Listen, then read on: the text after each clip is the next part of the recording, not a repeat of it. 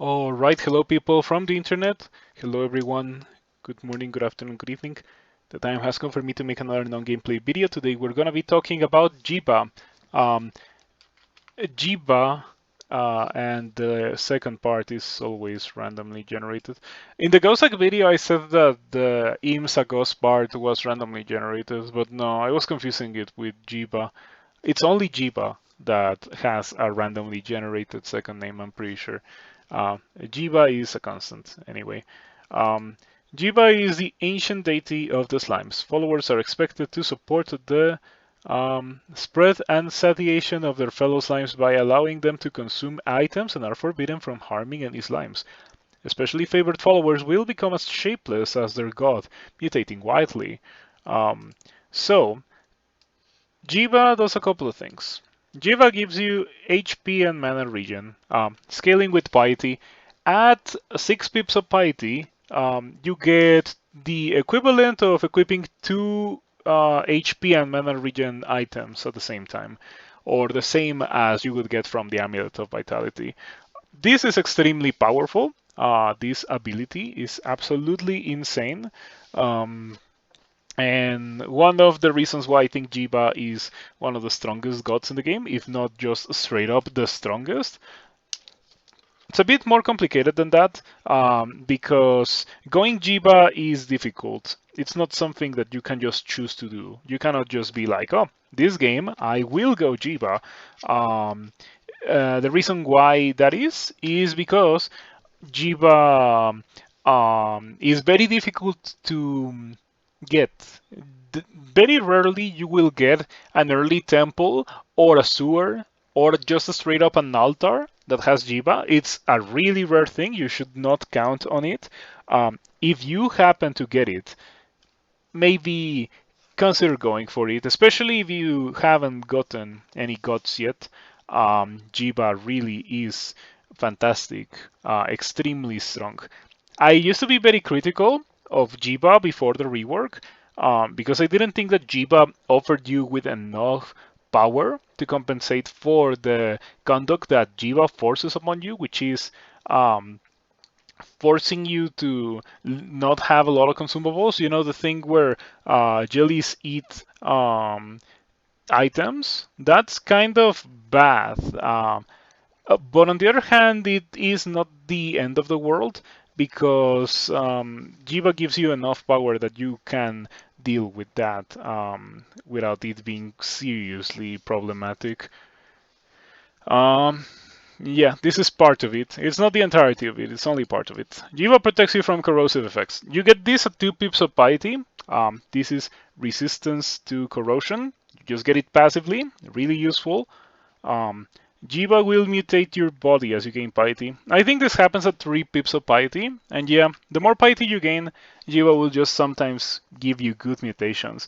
It used to be with old Jiva that the mutations were random, and you had an ability to remove bad mutations.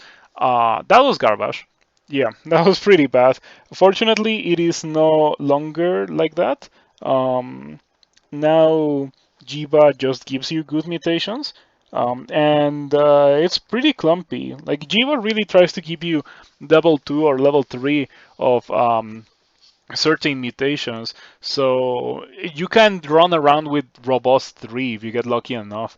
Like say a D7 worshipper of Jiva that got Jiva in like D3 or D4 from a sewer, let's say, that happens to get 3 pips of piety because Jiva gains piety really, really fast, um, could get robust and then run around for for a significant amount of the game with robust 3, uh, until Jiba like eventually gets rid of that.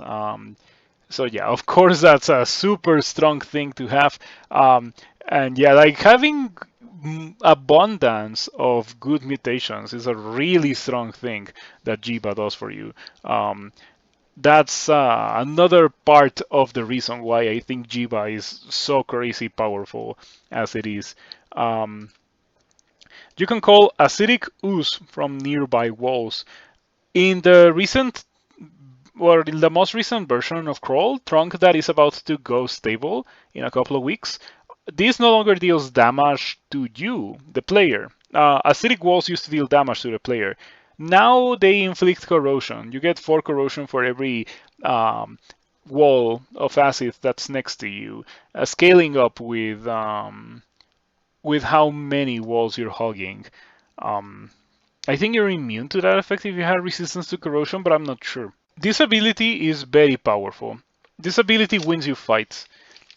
Very few monsters are capable of resisting acid, and pretty much no monsters have the same amount of HP that you do. So even if they resist acid, this will eventually get rid of them given enough time, and you can just stall with your superior HP and defenses. So this literally wins fights on its own. It's like going for Condenser Bane and getting clouds of acid. You know you're gonna win the fight. You just need to hold on for a bit.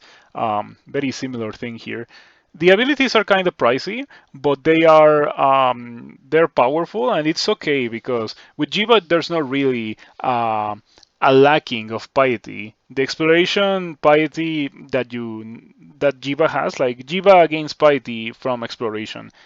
It's no longer like it used to be that you gained piety with Jiba as jellies 8 items. It's no longer the case. Now you need to explore the dungeon outside of the pits of slime because it wouldn't really make sense that Jiva gives you piety for exploring the pits of slime, which are the safest part of the game if you're a worshipper of Jiva. So yeah, that's how it works now.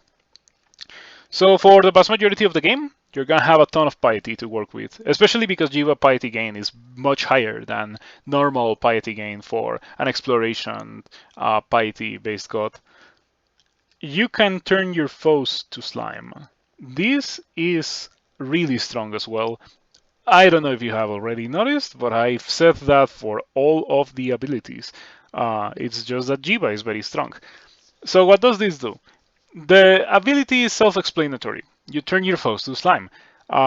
You cannot turn demons or incorporeal undeath into slime. I don't know if you can turn angels into slime, probably not. But you can turn liches, ancient liches into slime. You can turn bold wardens into slime, for example. You can turn juggernauts into slime. Even caustic strikes. You can turn a ton of things into slime. This is kind of pricey. Definitely not something that you would spam every fight. But the way that you use this is like if you see one of those monsters, you can just instantly turn it into slime. If you happen to get Jiba early, you can also use this on pretty much every unique that you find in the early game. And of course, it's a really strong thing to have. Getting rid of uniques like that is really nice. I think that you still get full piety for doing it. So there's like no downside other than the piety cost, of course. And if the uniques are carrying any items that you may be interested in, you might not want to do this because I'm pretty sure they're just gonna eat the items the moment that they get turned into slimes. So you might not want to do this in those cases. That is very important to notate because Jiba forces the conduct upon you that like it's gonna be difficult for you to find new items and upgrades of the floor. So you often have to take them from monsters or find artifacts, which yeah, that's kind of unreliable. So more often than not, just take it off of monsters. But yeah, now you know. You may expel jellies when seriously injured. This is, in my opinion, the least powerful of all the abilities that Jiva has. It is a nod to what the Royal Jelly does. But unlike the Royal Jelly, you don't really expel the jellies if you get scratched. You need to get hurt really badly. Like something needs to hit you really hard in order for this to do something. And then you only get one jelly, which does help a lot. Jellies as allies are extremely powerful, but I still would not really rely on this. This is just like a nice thing to have in case you get hit really hard. It's not something that you actively trigger. In fact, the way that I treat it whenever I'm a worshipper of Jiva is that if this triggers, whatever I'm fighting is dangerous because it means that it can happen again. And if it triggers twice, you already lost a good chunk of your HP in in singular attacks. So that's the dangerous part. Losing a good amount of HP from 1,000 scratches is not really that bad if you can just choose to stop the scratching at any time. But losing lots of HP in a short burst is a really scary thing in Crawl. But anyway, those are the abilities of Jiba. Now, the powers tab says Jiba will gradually fill the dungeon with jellies. Your fellow slimes will rapidly consume nearby items, as well as slowly consuming items from elsewhere in the dungeon. As they spread slime across more of the dungeon, Jiba will grant followers increasingly rapid health and mana regen, and will begin mutating them to better reflect Jiba's image. Followers will later become able to call forth acidic ooze from the walls of the dungeon, and to turn monsters to slime with a touch. Jiba likes it when you explore the world outside of slime pits. That thing that I mentioned earlier, Jiba's powers are not affected by invocations. Only Piety, which is really good. It means that there's one less skill that you need to train in order to take true advantage of all that Jiba has to offer. Wrath. Jiba strongly dislikes it when you attack fellow slimes or you kill slimes. Jiba does not appreciate abandonment and will call down fearful punishment on disloyal followers. As always, do not abandon Jiba. Going Ignis into Jiba is okay. Abandoning Jiba afterwards is really not okay. Don't do that. Jiba's vengeance is swift and gurgling. All slimes turn against those who offend Jiba, and Jiba ensues plentiful supply of further slimes. Victims, too, will find their own bodies become unstable, regularly transmuting into strange forms, and acquiring debilitating mutations, as well as having any gifts of slime mutations stripped away from them. Jiba's wrath lasts for a relatively short duration, because it kills you. Like, yeah, that's something that should say here, because it kills you. But anyway, don't abandon Jiba. This is true for any god that is not Ignis. Don't abandon Jiba. Enjoy Jiba. Jiba should not really give you any reasons to abandon. Like, there's no reason really to abandon Jiba. Like, I think that once you have gone Jiba, it's too late to back off. So yeah, I think Jiba is a really, really good god. It's a bit of a shame how difficult it is to go Jiba, but it does make it very enjoyable and rewarding when you do eventually have a run that goes Jiba. So yeah. Do not hesitate to go Jiba if you find Jiba. The god has changed a lot since I made my god overview video, or like my god tier list, a couple of versions ago. Even back then, the new Jiba, the reworked Jiba, was already live, but I hadn't tried it because I was still thinking that it was gonna be as disappointing as old Jiba was, but it really is not the case. It is super good, and it also has my seal of approval, so I recommend it. Anyway, now there's a little thing that I did. Since I have Wiz mode, I can just do these things. 30 Piety is 1 pip of Piety, 50 is 2, 80 is 3 pips of Piety, 120 is 4 or 5? I think it's 5. I think it's 10, 120, and 160 for 5 pips of Piety. Or for 6 pips of Piety. This is 6 pips of Piety, but after that you can still gain a little bit more Piety. It goes all the way to 200. This is knowledge that is almost completely irrelevant to the game. That's why it's hidden. The devs don't really like to give you numbers that don't really matter that much. Like, the devs do a really good job of hiding those things. Sometimes one could even say too good of a job. Like, for example, damage calculations were hidden from the player for a very long time, and I think that that's one of those occasions where numbers kind of do matter. So I'm glad that they are shown now. But anyway, this is the thresholds at which you get mutations. You start to get regen at 1 pip of Piety. You get resistance to corrosion at 2 pips of Piety. You start to get mutations and acid at 3 pips of Piety.